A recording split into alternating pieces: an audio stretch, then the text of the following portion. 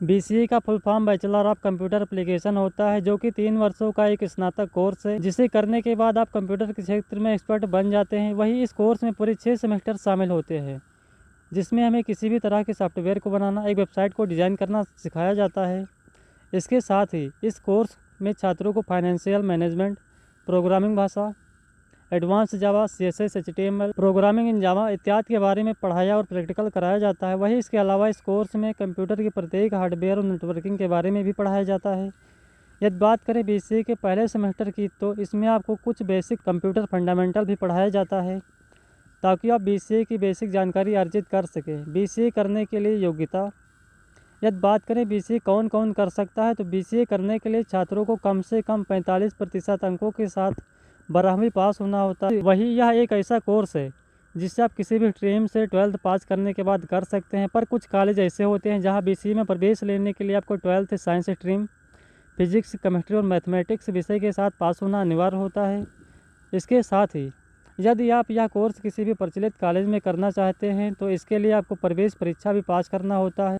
यदि हम बात करें BCA की फ़ीस कितनी होती है, तो यह हम सभी जानते हैं कि किसी भी कोर्स की फ़ीस उसके कॉलेज पर निर्भर करता है। जैसे यदि आप किसी भी सरकारी कॉलेज में प्रवेश लेते हैं, तो आपको प्राइवेट के मुकाबले हमेशा फ़ीस कम लगती है। एक अनुमान के हिसाब से देखें तो BCA की फ़ीस किसी भी प्राइवेट कॉलेज में 20,000 से शुरू होकर 2 लाख रुपये प्रति वर्ष तक हो सकती है। वही किसी भी सरकारी कॉलेज में BCA की फ़ीस देखें तो 15,000 से 40,000 तक हो सकती है। यदि हम बात करें BCA कोर्स कितने दिनों का होता है, तो यह कोर्स पूरा करने में आपको पूरे 3 वर्ष का समय लगता है, जिसके बाद आप एक स्नातक कहलाते हैं। BCA एक ऐसा कोर्स है जिसे करने के बाद आप कंप्यूटर से जुड़े क्षेत्र में नौकरी प्राप्त कर सकते हैं।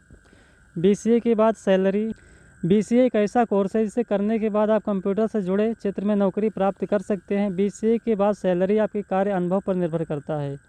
वही यदि एक अनुमानित वेतन की बात करें, तो BCA करने के बाद आपकी शुरुआती वेतन 15,000 से 40,000 रुपये हो सकती है। जैसे जैसे आपका अनुभव इस क्षेत्र में बढ़ता जाता है, आपके वेतन में उछाल आता रहता है। BCA प्रवेश परीक्षा लिस्ट, यदि आप BCA देश के किसी भी प्रचलित कॉलेज से करना चाहते हैं, तो उसके लिए आपको प्रवेश परीक्षा पास करना होता है।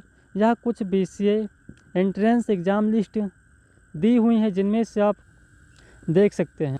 BCA करने के लिए टॉप कॉलेज, यहाँ पर कुछ प्रचलित कॉलेज के नाम दिए हुए हैं जो आप देख सकते हैं। BCA करने के बाद जॉब फील्ड, यहाँ कुछ क्षेत्र हैं जहाँ आप इस कोर्स को करने के बाद जॉब प्राप्त कर सकते हैं, जैसे IT department, technical support, consultancies, BPO, software engineer एवं अन्य के पद पर आप काम कर सकते हैं।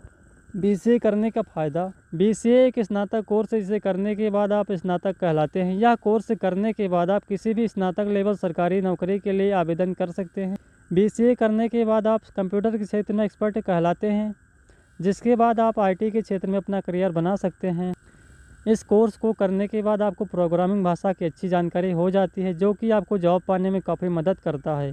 इस कोर्स को करने के बाद आप MBA, MCA एवं अन्य PG कोर्स कर सकते हैं। वहीं BCA एक ऐसा कोर्स है जिसे आप किसी भी स्ट्रीम से 12th पास करने के बाद कर सकते हैं। BCA करने के बाद आप सॉफ्टवेयर इंजीनियर के तौर पर कार्य कर सकते हैं। BCA करने के बाद सरकारी नौकरी, ऐसे बहुतों लोग हैं जो BCA करने के बाद सरकारी नौकरी करना पसंद करते हैं। ऐसे में क्योंकि BCA एक स्नातक कोर्स है जिसके बाद आप स्नातक लेवल सरकारी नौकरी के आवेदन कर सकते हैं। ऐसे में यहाँ कुछ सरकारी विभाग एवं परीक्षा हैं जिसे आप BCA की कर सकते हैं। एवं BCA करने के बाद आप किस किस गवर्नमेंट जॉब में आवेदन कर सकते हैं, यहाँ पर आप देख सकते हैं। जैसे bank PO, bank clerk, Indian railway, FCI, IBPS, PSU sector, defence sector, teaching, CDS, civil service exam, post office हो गए, RBI officer, DRDO, ISRO, UPSC, state TCS, SSC CGL, SSC CPO एवं अन्य एग्ज़ाम हैं जो कि आप BCA करने के बाद दे सकते हैं।